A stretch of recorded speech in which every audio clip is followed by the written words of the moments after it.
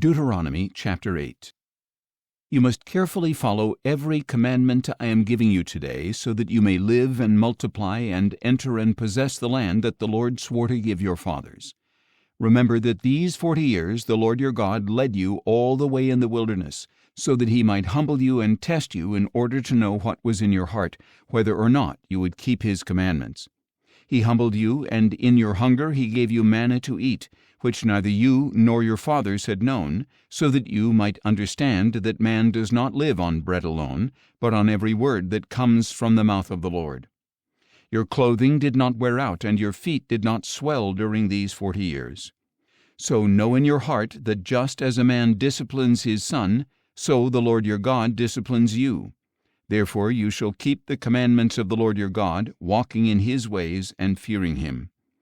For the Lord your God is bringing you into a good land, a land of brooks and fountains and springs that flow through the valleys and hills, a land of wheat, barley, vines, fig trees, and pomegranates, a land of olive oil and honey, a land where you will eat food without scarcity, where you will lack nothing, a land whose rocks are iron and whose hills are ready to be mined for copper.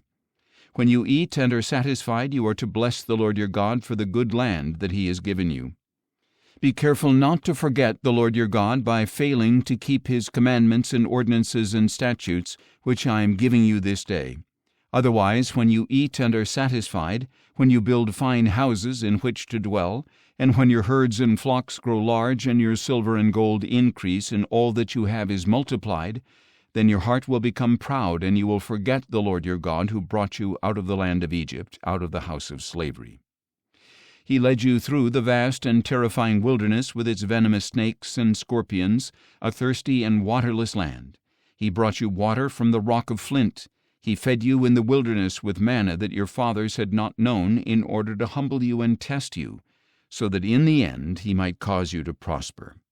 You might say in your heart, "The power and strength of my hands have made this wealth for me." But remember that it is the Lord your God who gives you the power to gain wealth, in order to confirm his covenant that he swore to your fathers even to this day.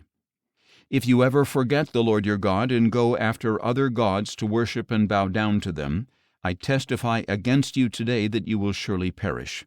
Like the nations that the Lord has destroyed before you, so you will perish if you do not obey the Lord your God.